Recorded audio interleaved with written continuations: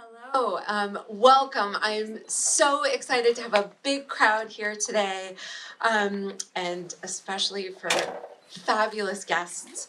My name is Miranda Banks. I am acting chair of film, television, and media studies.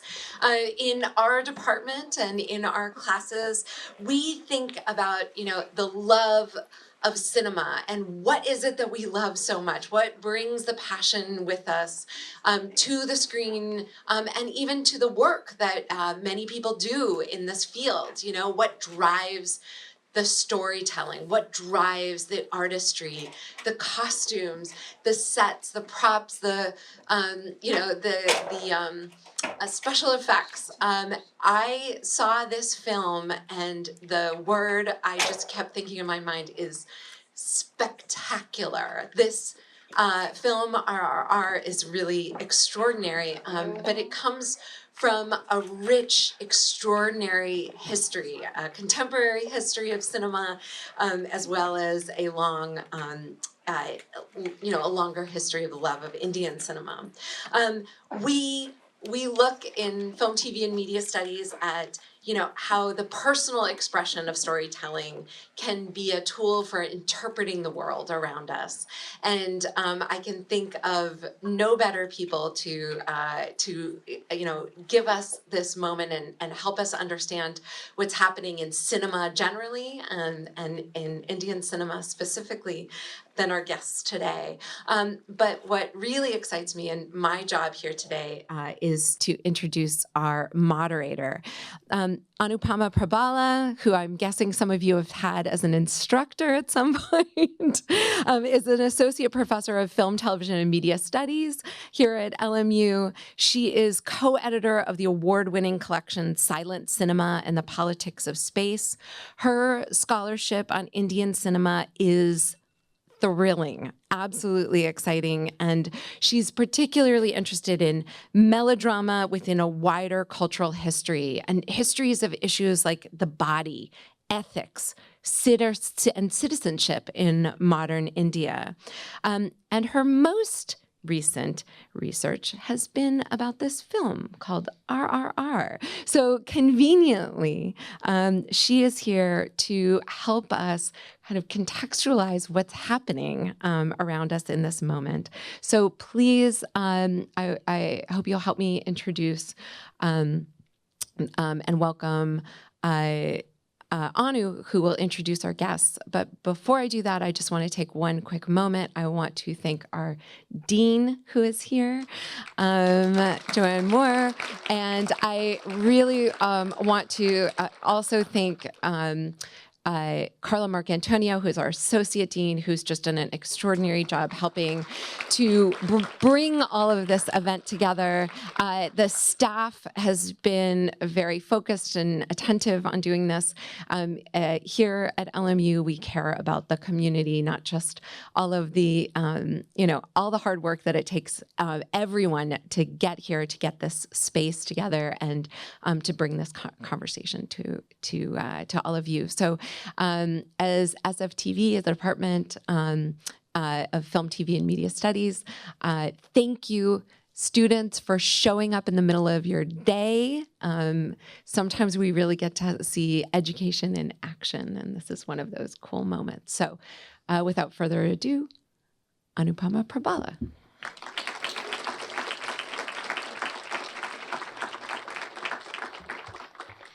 Hi, everyone.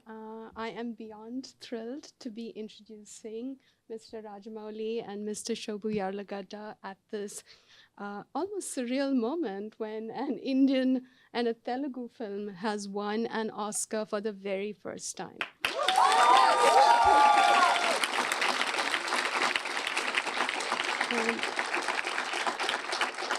It's historic. It's a watershed moment. This is Mr. Rajamouli's 12th film.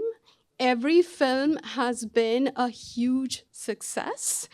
And we were just hearing stories of Indian fans releasing confetti in the air and dancing at 4 a.m. in the morning, first show of his movies. Now, he has brought that to US audiences. and to audiences across the world. So we are very excited to talk to Mr. Rajamouli today. And Mr. Shobu Yarlagadda is the producer, CEO of Arca Media Works, and the producer of the incredibly successful Bahubali franchise. Big shout out to him. And these films have had an amazing amount of commercial success, but also critical acclaim. And that is no mean feat. And songs have been a core element of Indian cinema, which makes it so distinct and unique. It is so fitting that an Indian film song and dance as an expressive art form in Naatu Naatu have finally got the critical recognition on one of the widest award platforms of the world, the Oscars. What a win. Welcome, Mr. Rajamouli and Mr. Yarlagadda.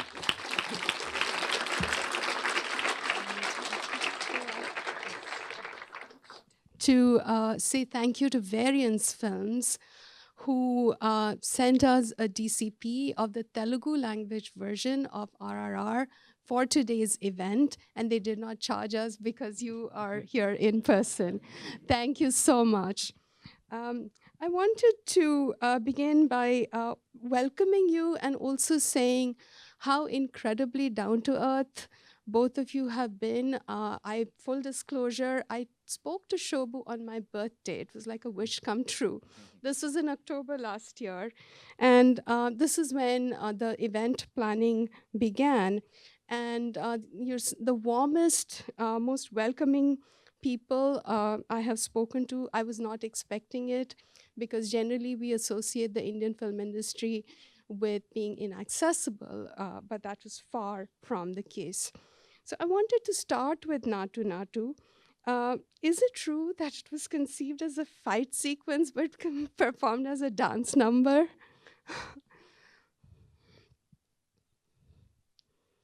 Hello, everyone. It's so nice to be here.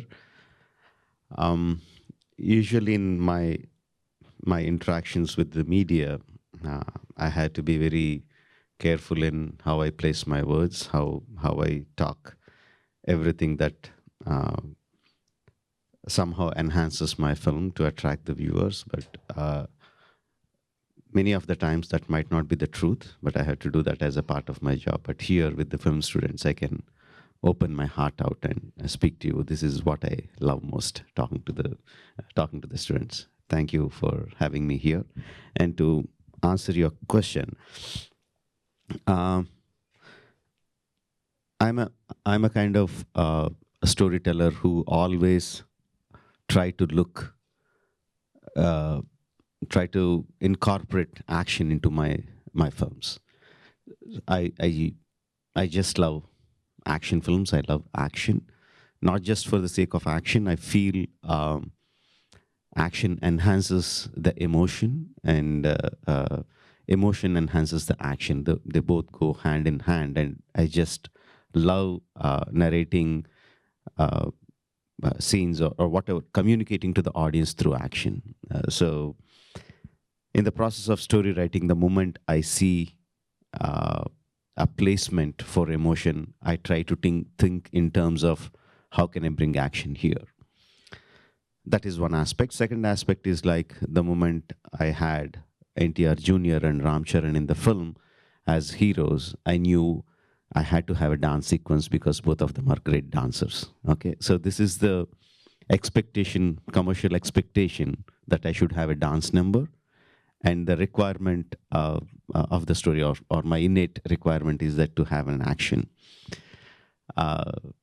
So it's a kind of marriage of both. I just can't incorporate a song into the film, into this particular film. In many of the Indian films, or in many of my earlier films, there are many instances where suddenly the story stops and we break into a dance or song sequence. For some period of time, for past 10 years, I was trying to do away with that kind of storytelling. If there is a song, there has to be a reason for that song. So when we came to this point, so it is a scene where Bhim is trying to befriend Jenny so that he can get access into the bungalow to see the Malli, to see Malli. And he not being a person from the forest, not knowing the ways of the culture of the civilization, he gets humiliated by one of the Englishmen, and that is a classic setup for me to have an action sequence. But the requirement of the story is that they can't have an action there, then the covers will be blown. So we change that into a dance number. So if you look at the dance number, ultimately, as if you look at it as a story, Bhim gets humiliated, Ram joins in. There is a choreography there, not necessarily a fight choreography, but at the end of the choreography, the bad guys are beaten. So if you look at the basis of it, it is a fight sequence. But the way it was presented was like a song and dance. Yeah. It's just brilliant. So can you also tell us about where you shot Naatu Naatu? Yeah, I think they all know by now. Yeah, we shot in Kiev in Ukraine. That was the scene was supposed to happen in Delhi. So we needed a colonial kind of building which had a front yard to shoot the sequence. We couldn't find the right location, so we had to put up a set. But that time it was monsoon in India. It rains heavily during monsoons. It's not practical, and also the COVID restrictions were on. We couldn't get a lot of foreigners from the other countries. So the practicality told us we have to find a location which is in foreign, and we found the right location in Ukraine, in Kiev, and yeah, we shot it there. I think it's all just seared in our minds now, the background. So how did you and Shobu meet? We met long back. I did my first film. My producer of my first film was my mentor, K. Raghavendra Rao, and Shobu, he's his relative, K. Raghavendra Rao's brother's son-in-law. So Shobu came into production at that time, and I came into direction at that time. We met then, and I was supposed to direct my second film in their production.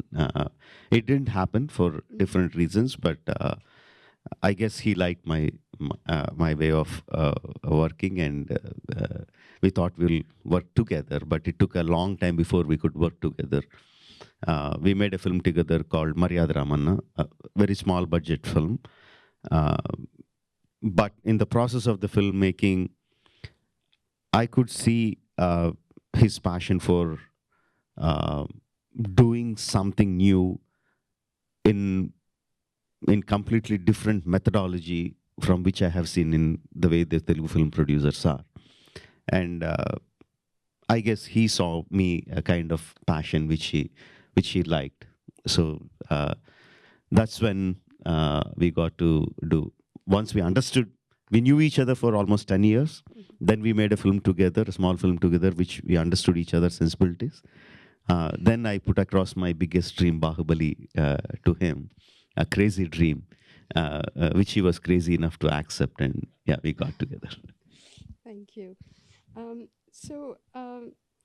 What is your fondest memory of working together as director and producer? Can you share something that you both cherish, because you have an amazing relationship?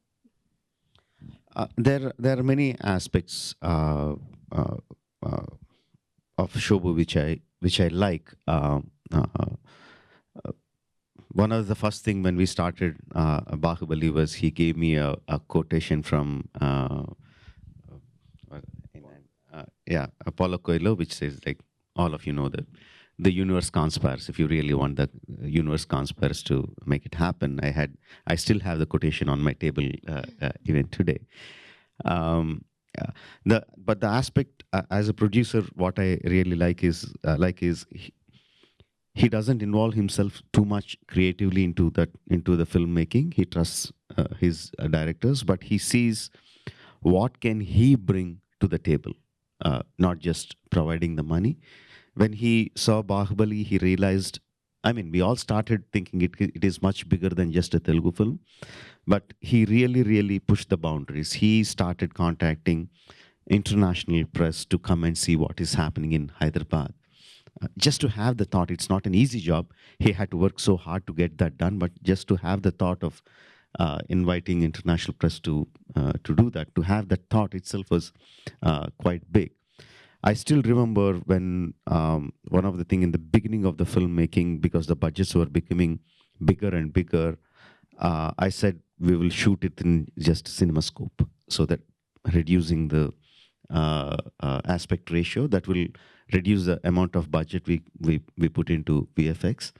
So as any producer would immediately jump in and say yes, he said, don't worry about the cost and time. Let it take time. Let's just put it in the bigger aspect ratio. And because he said, ours is an international film. And the beginning of that small, in a small Telugu industry, now it is big, but at 10 years back, it is a small film industry. And to think at the beginning of a big journey that this is a bigger product, not a smaller product.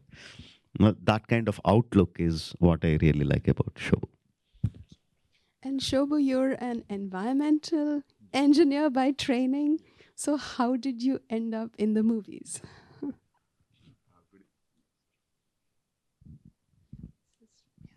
Good afternoon, everyone. Good afternoon.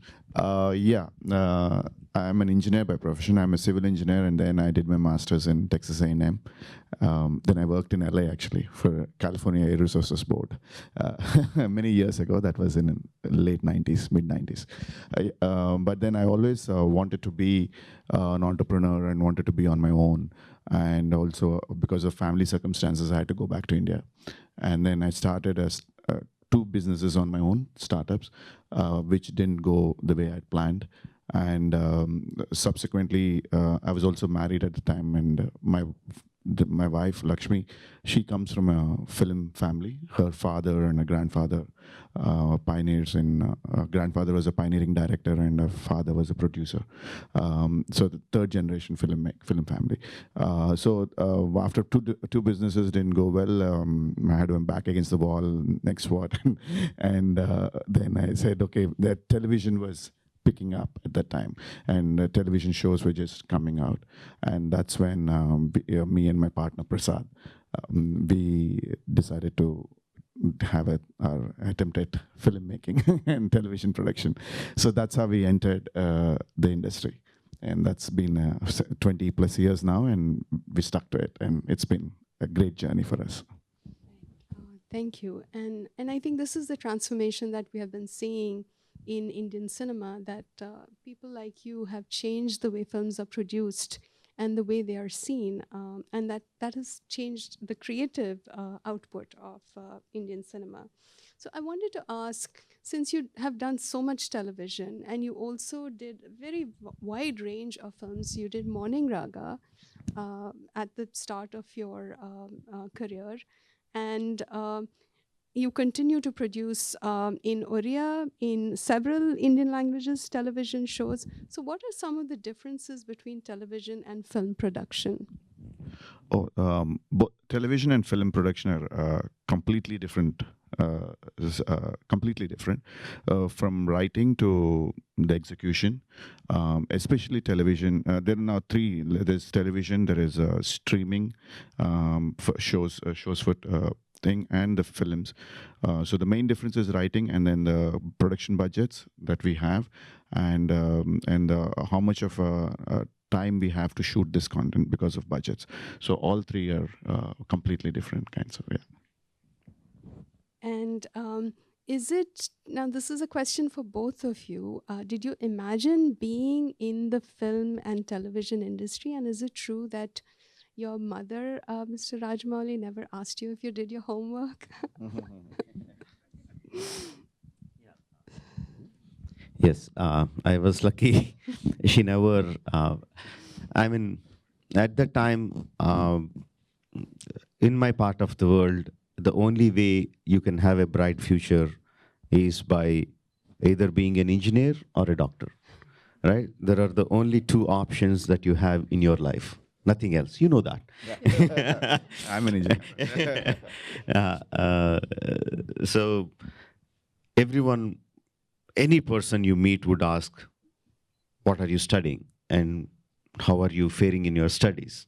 And if I say I'm good, he will say your future is great. If you say that I don't, and then you would get a big lecture of how you're going to ruin your life.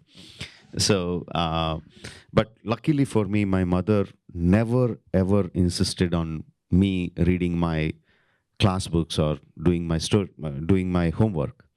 Uh, just in case I was sitting lazily doing nothing, she would tell me only two things. Why are you sitting lazily? Go out and play, or pick up a storybook and read. These are the only two instructions she ever had for me.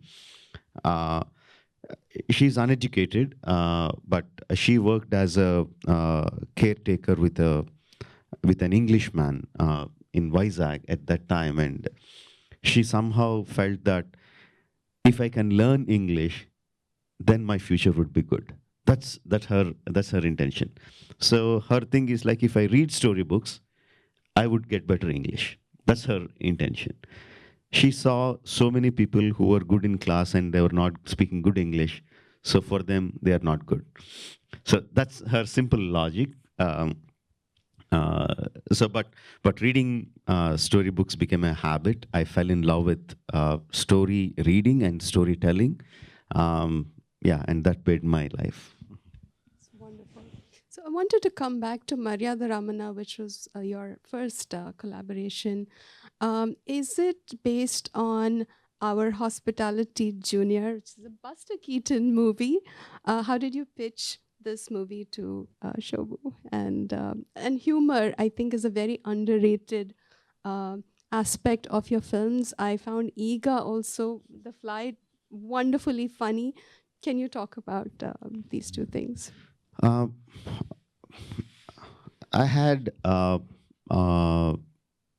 agreements or advances from different producers, and I made Magadhira at that time, which is a very, very big, successful film. And all the producers wanted to make big films with me. But I wanted to make a small film. So Shobu was the only guy who was interested in making a small film. All the other producers wanted to make big films. So a friend of mine suggested Our Hospitality. I really liked that film, and we adapted it to make Maryada Ramana. And yeah, I told Shobu, like, this is the film that I want to make, and he loved the movie, and we got it. As simple as that. So what did you say to Mr. Rajamouli when he pitched it to you? No. It was like, basically I've been wanting to work with him, with Rajamouli, and we've also been till that point we're doing television, and that was one of our first. We did film also, but as a line production, and we were never invested directly in films. This was going to be our first project that we wanted to invest and produce, and we trusted Rajamouli all the time, and we always wanted to work with him.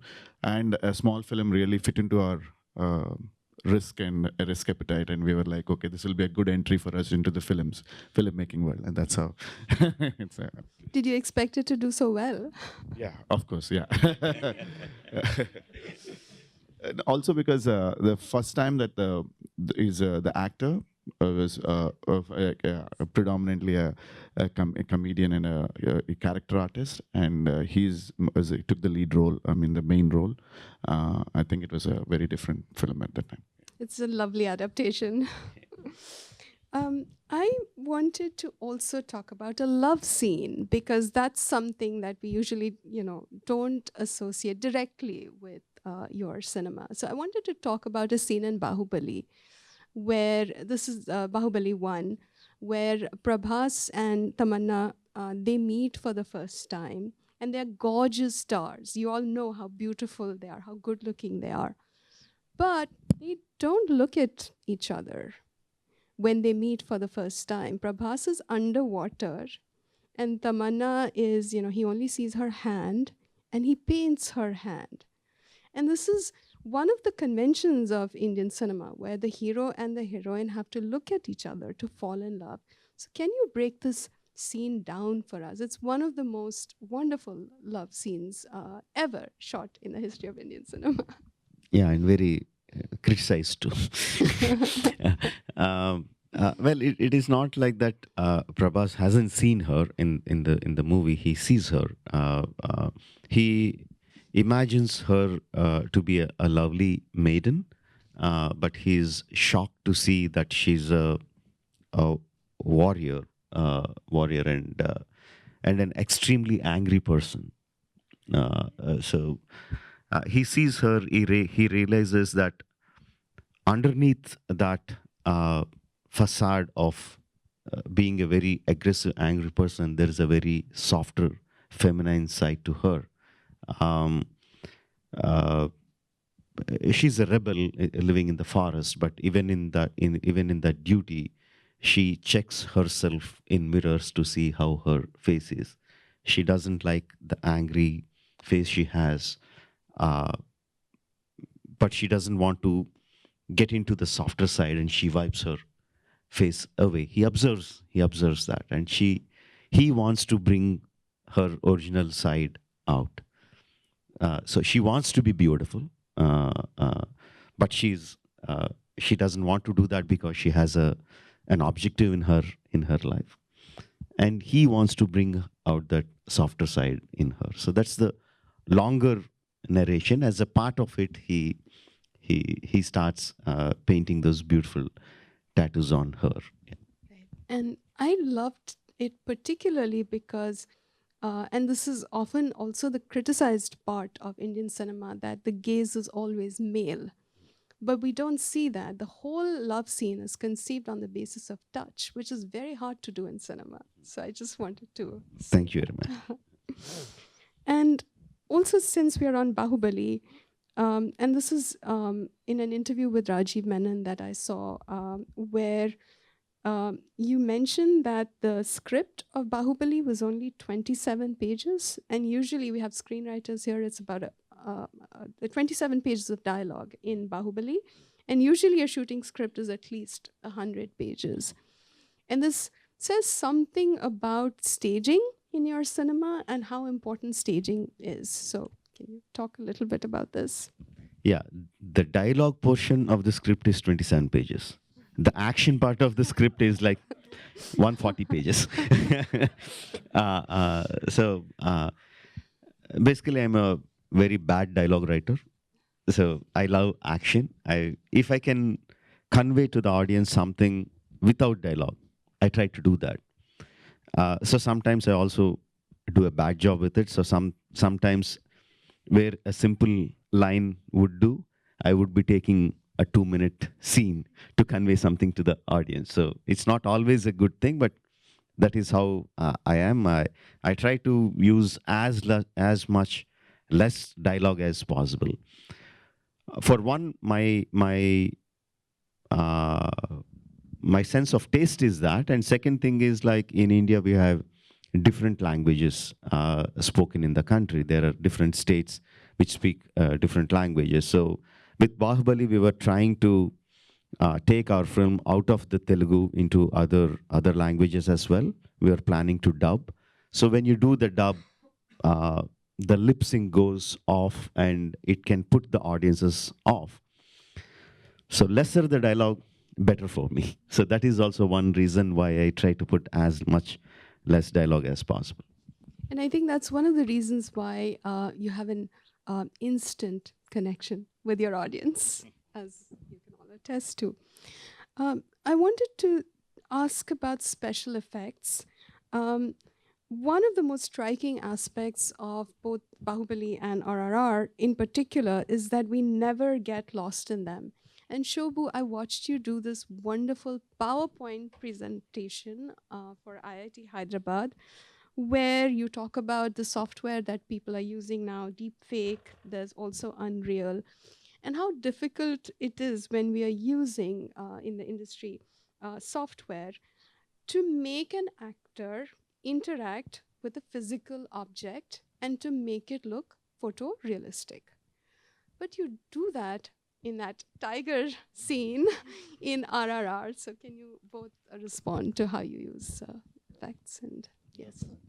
No, my presentation was my, on the technical side. It is, I know VFX is changing a lot every day and nowadays. So we work with the VFX supervisor, as two senior VFX supervisors that Rajamouli likes and we like, that we as a production house that we try to work with. And what we do is we break down the scene, and because there are two objectives there as a producer. One is to keep the costs down, and especially if you have to outsource all the work to a top of the line Western studios or UK based, Europe based studios, they're very, very expensive, which we can't afford. So what we do is break it down, and the really complex work we give it to some of the top end studios, and the other rest of the smaller works we give it to the local studios or other studios that we can, or freelancers that we can get it done.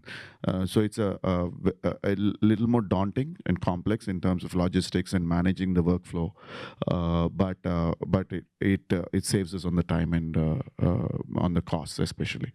But the challenge is to ensure that there is a seamless integration of all the things, and I think the VFX supervisors do that.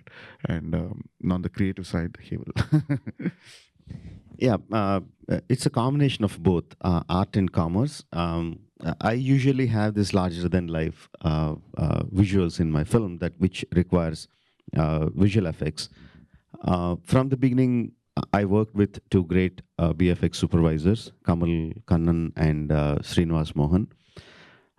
Both of them taught me to use as much VFX as much less VFX as possible, because that could really become daunting, and you can easily get lost in the number of shots and the number of layers and the number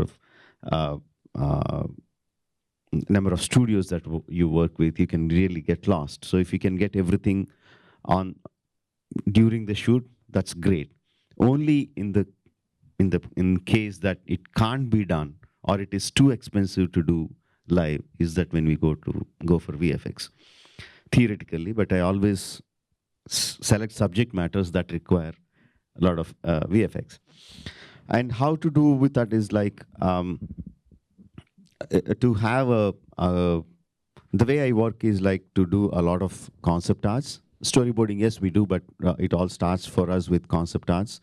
Have great concept artists work out on the heroic moments of the film, select few heroic moments of the film, and try to get one frame which would be the final product.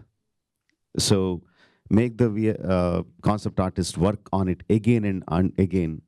Bring in the DP, bring in the production designer, bring in the costume designer. Do the frame the way you want it, exactly the way you want it. And in the process, everyone understands how to do it. So visual effects supervisor also becomes a part of it. He realizes, okay, this is how the director is envisioning, and the HODs will have a discussion on how to achieve it. Usually after that, I take a step back and let them break their brains on how to get it done in the minimal possible way, as effectively as possible. So that's how I work. I pick out one frame from the final film and pre-visualize it and get all the HODs work, let them do the hard work, and I take a backseat.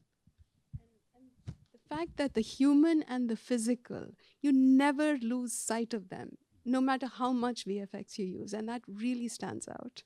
It's wonderful. Because, see, in case you're talking about, let's say you're talking about the animals, of course, seeing the animals interacting closely with human beings will give you a sense of awe. But there should be a reason why the animals are there. Why the animals are coming into the scene in that particular way. If you have a reason, if your story demands that set piece to be there at that point of time, there will be mistakes. I'm not saying everything is picture perfect. If you just take the objective, if you don't watch the whole film at one go, just mute the music and just go frame by frame or scene by scene, shot by shot, you'll find mistakes. Even in the greatest of films, you'll find mistakes.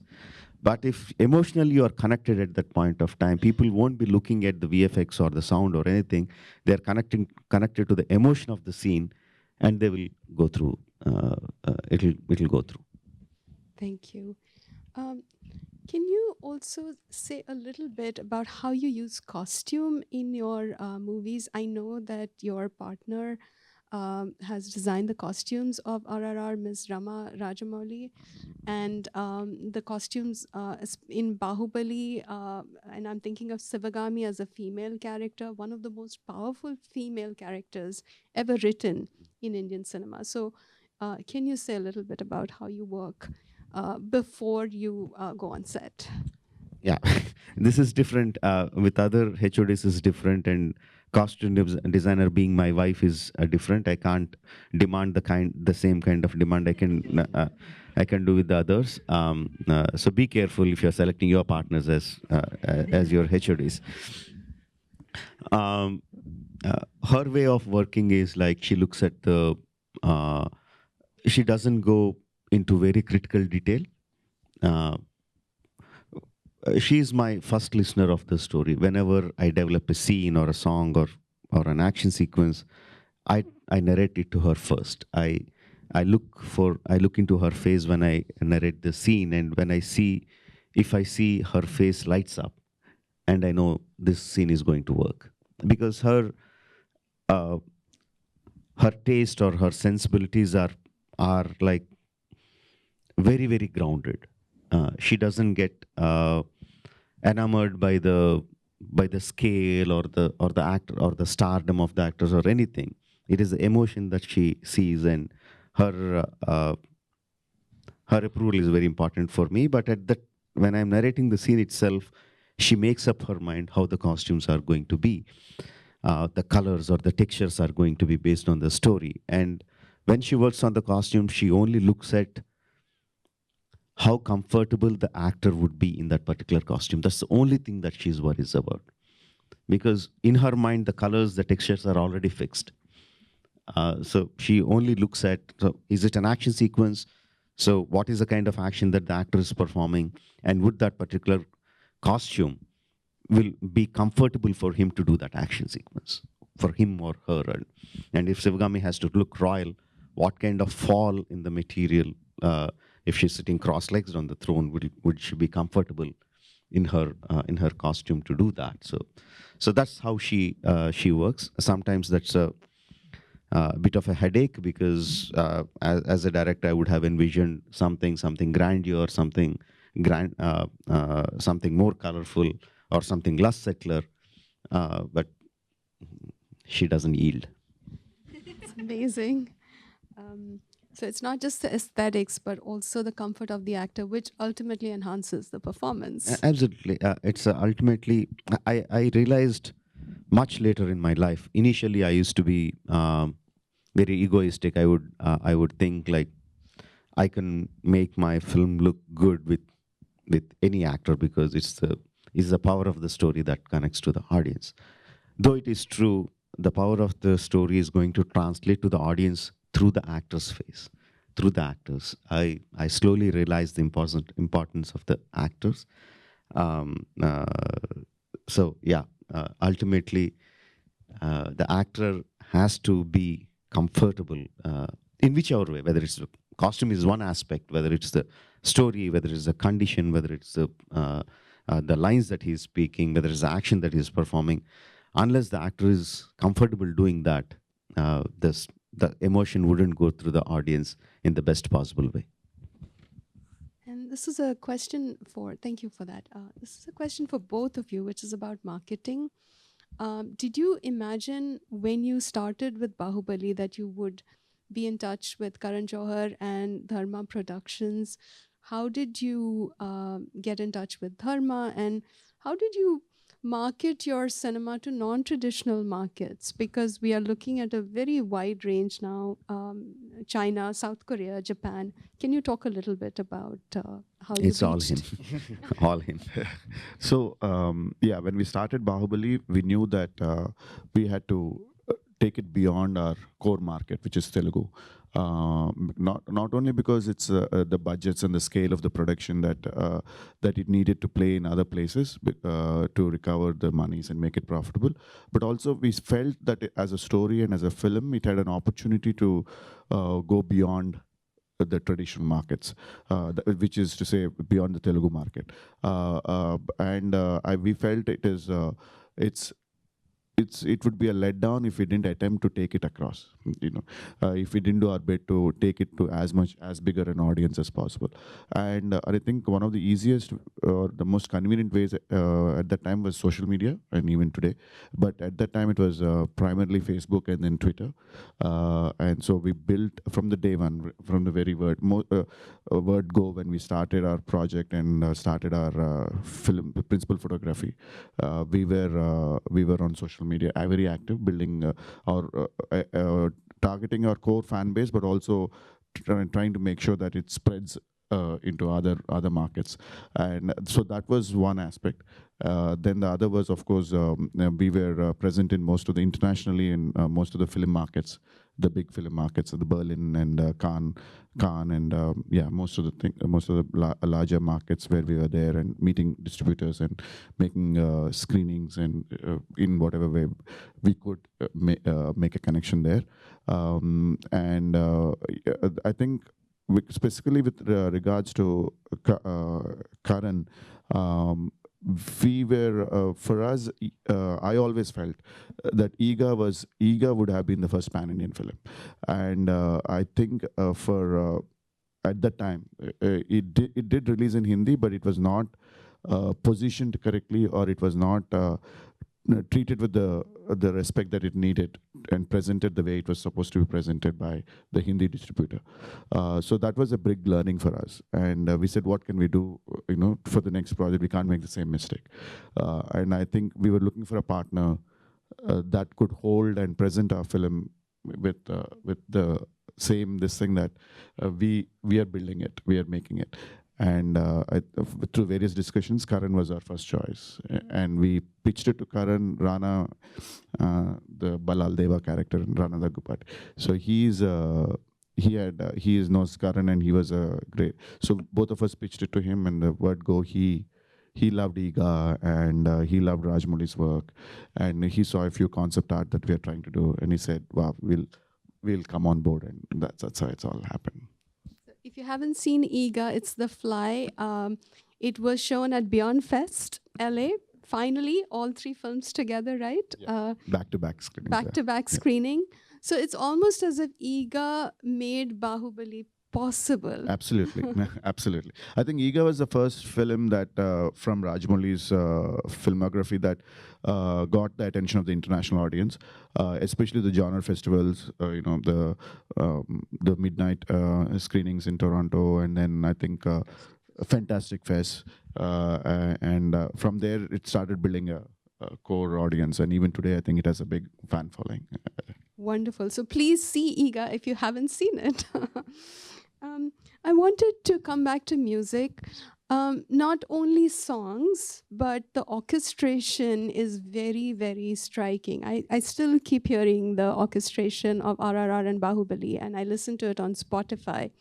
So do you write the scene first and then Mr. Keeravani writes the music, or do you sometimes change the way you block actors according to the music? How does that process work? Most of the time it is like I write the scene first, and when I start visualizing it, when I start shooting it, I do it with certain kind of beats in my mind, certain kind of flow. Okay, this will flow slow, it will go even more slow here, and this will suddenly pick up, and there is a completely slow down and completely fast pick up. I have a certain kind of beat in my mind, and I shoot it and edit it in such a way, and then explain it to Mr. Keeravani, and this is how I'm envisioning it. Sometimes he might agree with me, sometimes he might not. He might suggest something, some other way of editing it. I might agree, I might disagree. That's all a part of creative conversations that we have. Sometimes he when I narrate him the script, he will suggest this kind of music will be good here, or sometimes he'll say this music will be good here. The first time that happened was in my second film called Simhadri, where it was an intense action sequence, and he played me a very earthy folk song, and he said, "This music will be good for that," and it was unheard of before. Uh, all the action sequences had certain kind of musical representation, and having a folk song in a very intense, violent action sequence was unheard of. Unheard of. I really liked the idea. We re-recorded that folk song, and I played that music in some of the action bits that I was shooting to get the actors into that frenzy mode, and it really worked. After that, there were few times where we recorded the music. One of the best things was the Bahubali 2 interval point and the crowning of the princess. So the entire music piece was recorded, and we shot it for the music. So we were playing the music and shooting the scene. Yes. Indian cinema. This is Indian cinema, Telugu cinema, and Mr. Rajamouli's cinema. That's amazing. Since we are talking about emotion, one of the things that I'm very struck by is how emotion is not on one note in your cinema. As you were just describing, there's often a juxtaposition of two extreme states of mind. Even in Naatu Naatu, because the undercurrent is, that maybe it will come to light that these two people are actually fighting against each other. And your use of mythology to enhance emotion. And I'm very struck, and I've heard you in your Telugu interviews talk about how Ram is a very, very likable character. We can't touch him because he's such a sacrosanct figure in Indian mythology. And yet, you have, and I'm thinking of Pedro Almodovar's work or films like Motorcycle Diaries, which are very, very playful and take these iconic images and have a dialogue with them. So can you talk a little bit about staging this kind of, where history is mythologized or history is turned into a fantasy space through the use of emotion? I'm not the first person to do it. There have been many instances in film history where filmmakers had made that kind of experiments. One of the films called Maya Bazar in Telugu is a classic example. It is a classic film, majorly highly successful film that was made in 1950s. At that time, going anything against the scripture was sacrilege. You can't against the Mahabharata, something that is not told in Mahabharata, something that's not in Ramayana. You can't do that. Even today, you can't do that. But at that time, the directors and producers took the characters from Mahabharata and wrote a story that is completely not in Mahabharata. Only the characters were there. They invented few characters also, and wrote a story which wasn't there, which didn't exist at all. And at the time, the language that was spoken in either in the stage plays or in the cinemas for these mythological films was very, very bookish. And suddenly they choose a language which is like everyday language. It just didn't have English words. Apart from that, it was a completely modern language. They use it for the gods. And the film was one of the biggest successes ever, and highly critically acclaimed also. So sometimes the restrictions are in our mind. We restrict ourselves. The audience don't. They're just looking for good entertainment.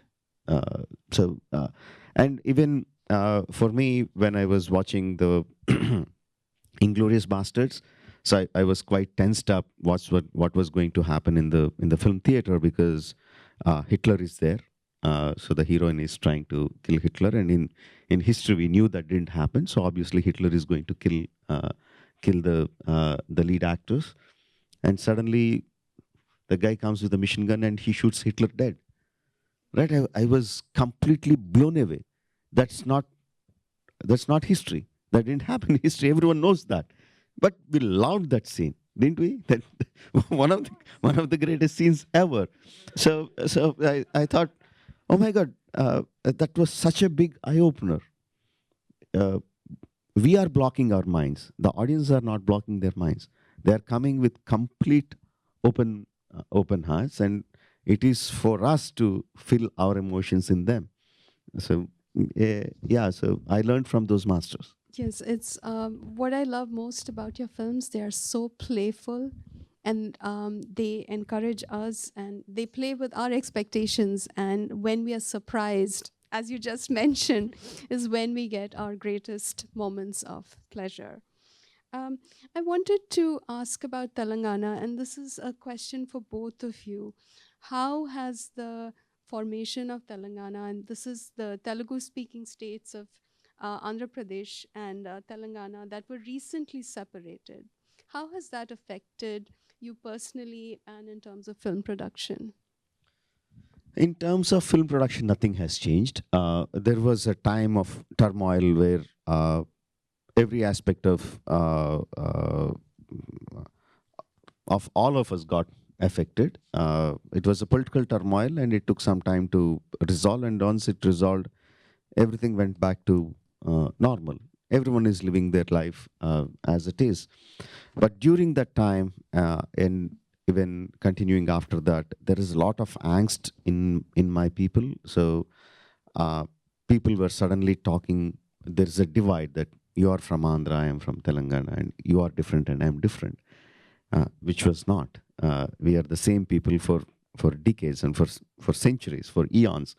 And suddenly these few years of struggle needn't make us separate people. There was so much of hatred, and luckily not so much in violence, but on the social media and on that you could see the separation, like people asking me, where are you from, and separating people from Telangana and Andhra. That caused me a lot of pain. A lot of people, a lot of pain. Not the only one, and because the atmosphere was so charged up, logic and logic. There was no space for logical thinking, right? That I had I was very sad at that time, and I wanted to do something, but I was not in a position to do anything. And when I started writing RRR, I thought I also had a chance to say my way of it, not directly, but Allur Sitaramaraju and Komuram Bhim are two freedom fighters from two parts of Andhra and Telangana. The film RRR is based upon them. The characters are real, but the film is entirely fictional. RRR is entirely fictional. So I thought, okay, these freedom fighters whom we look up to them as demigods, if I can say they are friends, the gods whom we think, whom we look up to are friends, why can't we be friends? Why can't we be brothers? So that was my way of saying it. Thank you. That was one of my questions when I was watching Ram Charan and NTR Jr. perform, as they're huge stars in Andhra and in Telangana and now across the globe. So my earlier question about the use of mythology and using extreme emotion was also related to this, because that's one of the undercurrents in the film. So how did you use the stardom to create this, this wonderful bond, but also something that's repeatedly tested within the film? I mean, see, right from my childhood, I kept reading Ramayana and Mahabharata, different variations of those mythologies, and I'm heavily influenced by them.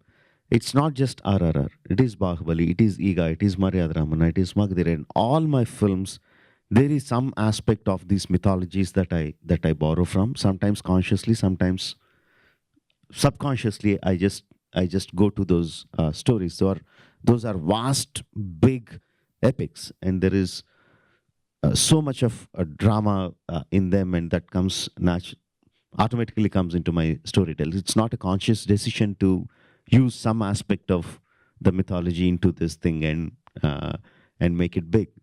It automatically happens. So uh, and uh, and those mythologies, those epics became so big and so part of our culture because they're great. There is something emotionally bonded with people. So I'm taking that aspect of it and writing my stories. And this is now a question about Bahubali. So why did Kattappa kill Bahubali? It's one of the most famous memes in the history of Indian cinema. So can you talk about the genesis of this question? Um, well, it is it is an emotional scene, which we wrote it, and as we were writing the story of Bahubali, it grew bigger and bigger just in terms of length, and we knew we couldn't fit it into one film. It had to made into two films, and the budget, which we initially thought was maybe 100 crores. You do the calculation. I can't do it. 100 crores. We started off thinking it would be a 100 crore project, but we could see it was going to like 140 crores, 150 crores, which was much beyond the market. And I asked Shobu and his partner, like, this is going much beyond. If you don't want to do it, I'm ready to drop it. We'll do some other commercial film. But we can't reduce the budget, or we can't reduce the length of the film. The only way we can do it is make it into two parts, but that is a huge amount of risk. If the first part doesn't do well for any reason, we don't have any studios to back us up. We'll be like completely drowned. That's a huge risk. So if you think you don't want to do it, I'm completely okay with it. We'll go for some other story. They said, no, we will go ahead with this one. We love the idea. We love the scope of this film.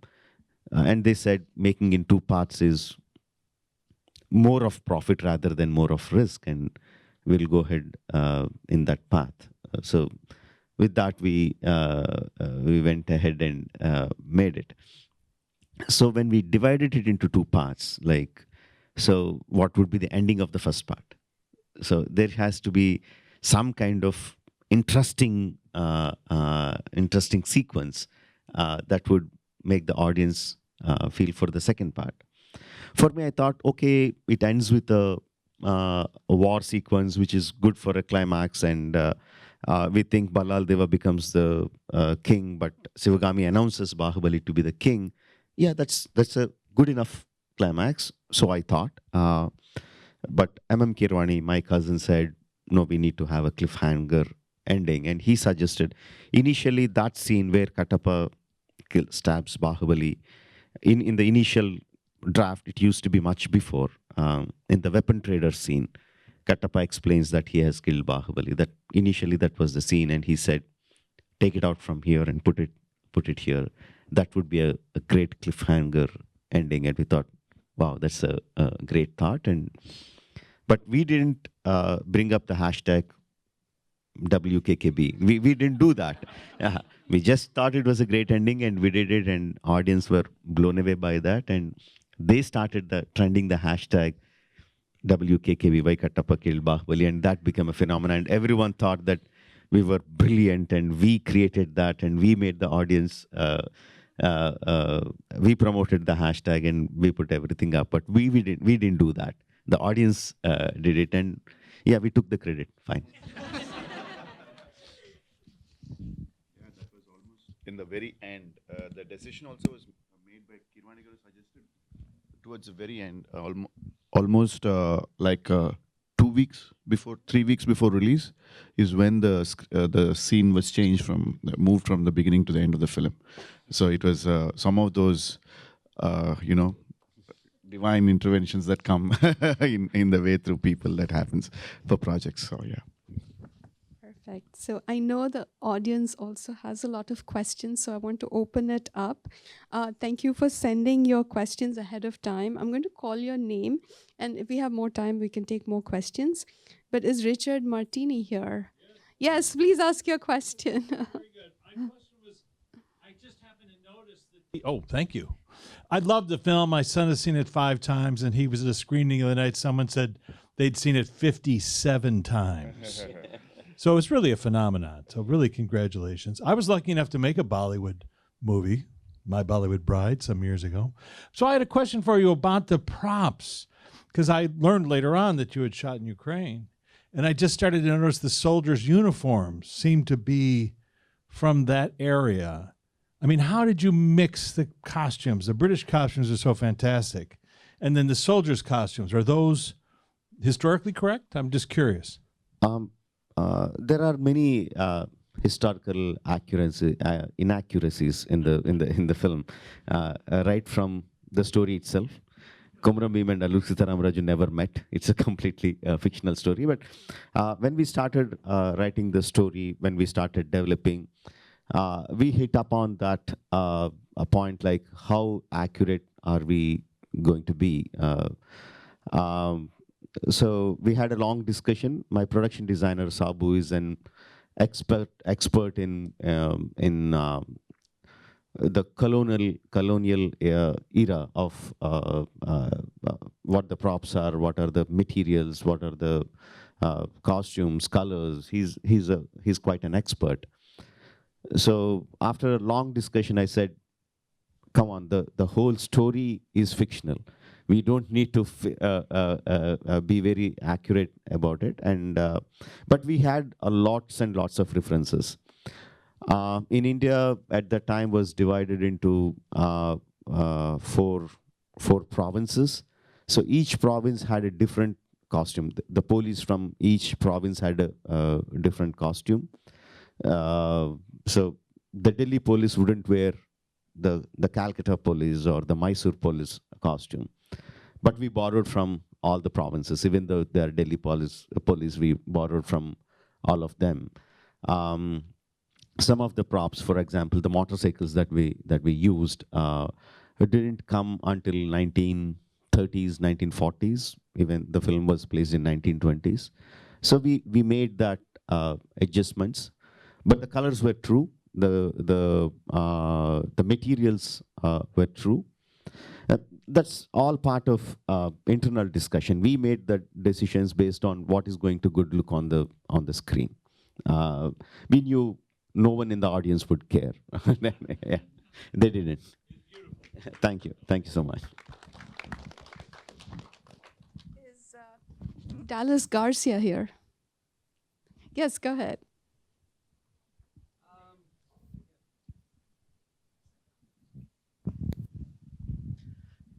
Fantastic work to both of you, and you've talked about your inspirations in the past of like other films and movies, but could you talk about like personally, what would you say is your own like style, like what, like you've said you love to do action movies, but like is there any particular genre you'd like to maybe experiment with in the future? Yeah, the one genre that I would really like to explore is thriller. Thrillers. I hate horror films. I really hate them. But it is some aspects of the horror films that I don't like. Jump scares. I really hate them to the core. But there are some aspects of horror like The Omen. When the nurse jumps from the top of the building, calls to the kid, "Damien, this is for you," and jumps off. That really horrified me. The thought horrified me, not a jump scare. So I'm trying to figure out if I can find a theme or not necessarily horror, but more of a thriller, which could make the audience feel that way. I want to see if I can do that. I want to test myself, and yeah, that really interests me. Is Dawn Frattini here? Dawn? Okay. Lana? Lana? Okay, go ahead.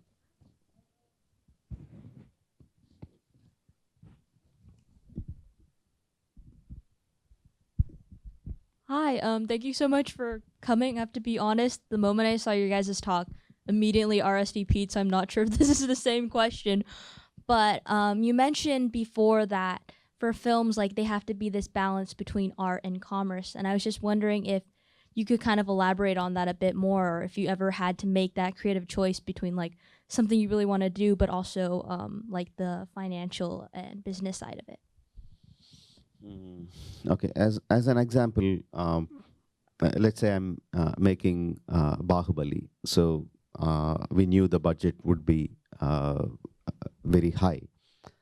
And to get the returns, one of the things that we look forward is if we can get actors from different film fields, so we can expand the market. So that's the commercial aspect of it.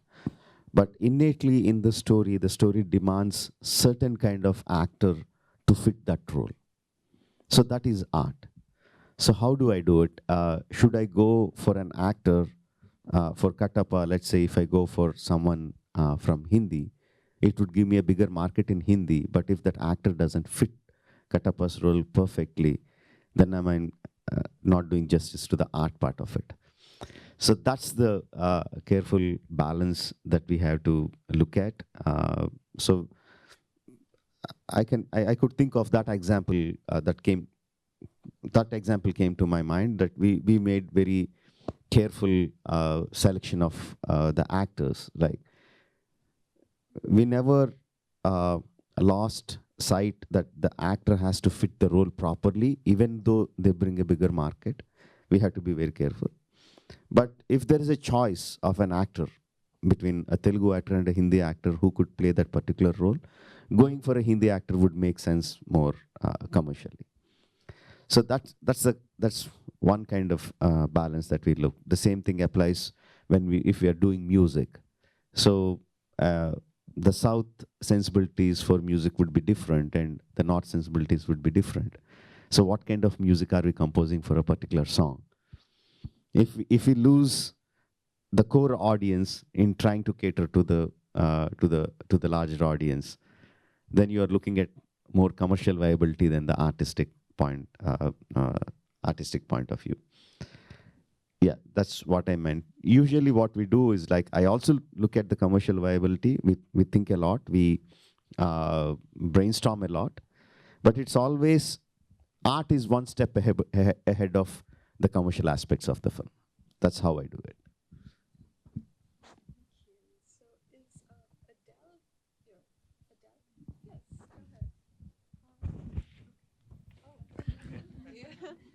ahead. Well, thank you both for coming, and I really enjoyed the film.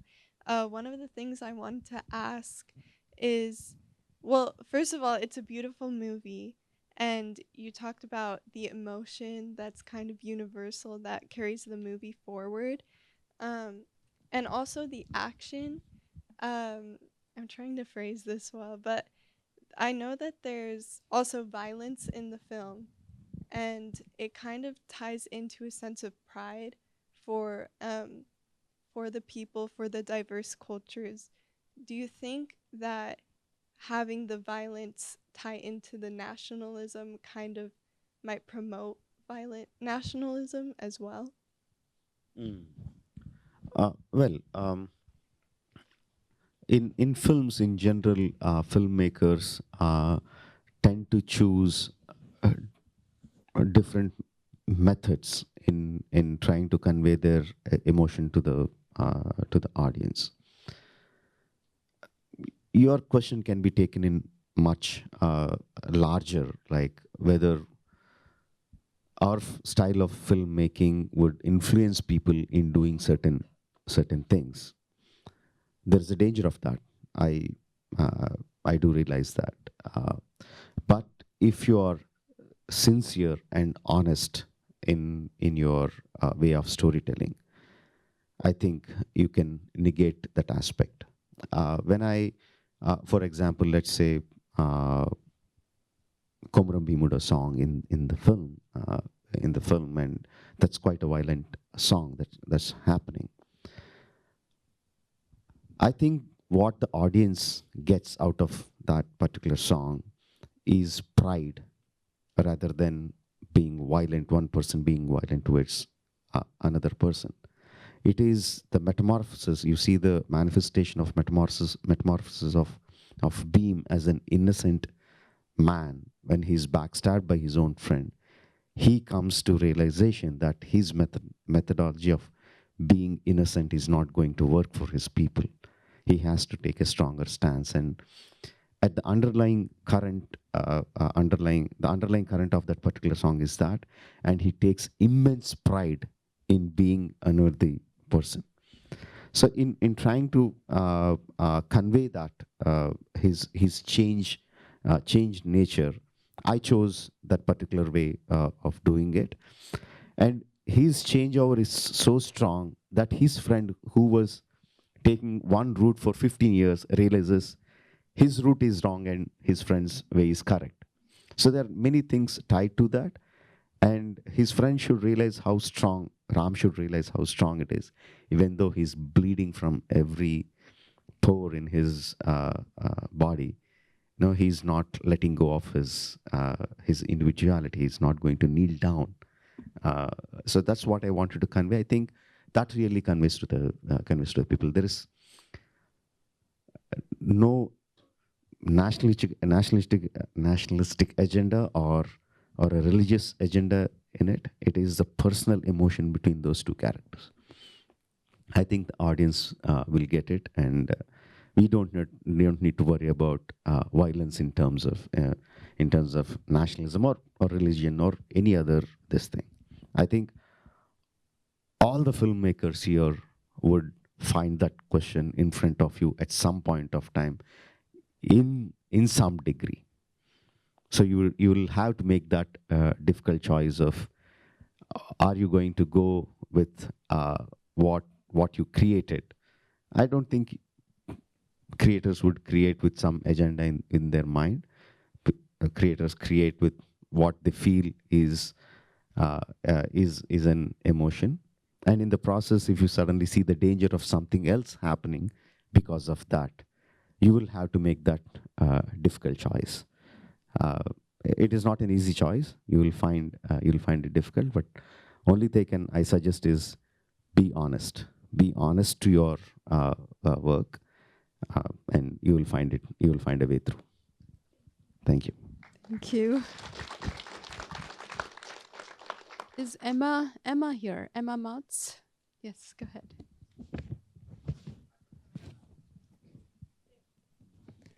So a bunch of us here obviously are people who are really interested in going into the industry. So I just wanted to ask if you had any advice for aspiring directors or writers or even producers that you wanted to share with us today. I'm a director who is trying to get into the industry here. So if you have any suggestions, please share it with me. I would like to know. My industry operates quite differently, different from how the industry works here. I have been to some of the studios here, and I have seen youngsters who just passed out of the college working in different departments, and they make your life hell. I think you guys here are really being pampered, and once you get out of the college and once you enter into the studios, it's going to be hard life. But I think it will be also very fulfilling, and you will learn much, much more in few months than what you learned in a few years here. That would be very hard, but you learn much more. I wish you the best, and I hope you get your initial jobs with good people. All the best. Thank you. Is Anirudh here? Hi, I'm Anirudh. I was very excited to come here. My question is sort of a two-parter. It's what's your process for directing, and how do you use editing to tell a story? For me, the departments of story writing, screenplay writing, directing, and editing can't be separated. I can't separate them. All of them like get mixed up, or like not mixed up. What do you say? Overlap into each other. When I'm conceiving the scene itself, I can see how it is going to play it out. I see the edit version of the product in my mind. So it is very difficult to see uh, uh, how editing as a completely different entity, like how I can differentiate costume designing or a cinematography. I cannot really separate editing. For me, the way the editor works is like I try to give him the script in the beginning, and the editor comes and he discusses the flow of the narration. He's almost like a helping hand in the story department. So he edits my script rather than the final product. Of course, he does edit the final product, but an editor's help is that his experience and seeing whether the flow of the story and the flow of the emotion is happening the way I'm envisioning in my head, or in the way I'm narrating it to him. So he hears my narration, he sees my work, and he sees whether both of them are the same, and he guides me in telling me that this is not working the way you are telling that it would work. So that's how my editor gives his input. Yeah, does that answer your question? Okay, yeah, thank you. Okay, and is Exodus here? Yes.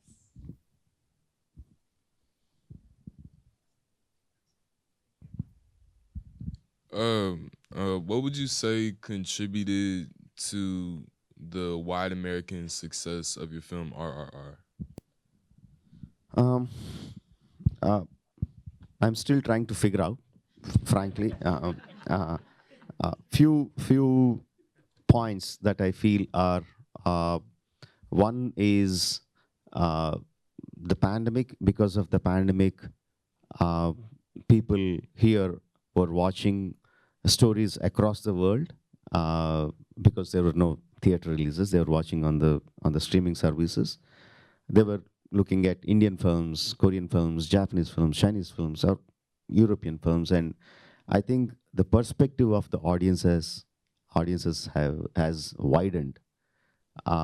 So, and they are in general, the audiences are are becoming more open to listen to the stories from other countries, other regions. That is one aspect, and second aspect is in RRR, the heroism is unabashed. It doesn't is unapologetic. I think the audiences here really liked it. For a long time in the action movies, the hero is doing extraordinary stuff, but again he's making jokes of himself, or he's trying not to completely open up. The writers are a little bit scared of completely opening up. In RRR, it is like there is no filter.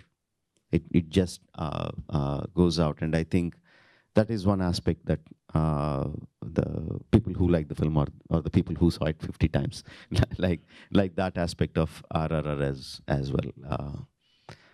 I could that's my understanding so far. If someone tells me there are other reasons, I'm happy to listen. That's a wonderful note to end on. Thank you so much. Be unapologetic. Be honest. That's wonderful advice. I'm also very happy to talk about how we are teaching RRR for the first time. I think, in the history of the American University campus. So thank you again very much for your time. We are indebted to you. Thank you so much. Thank you. Thank you so much.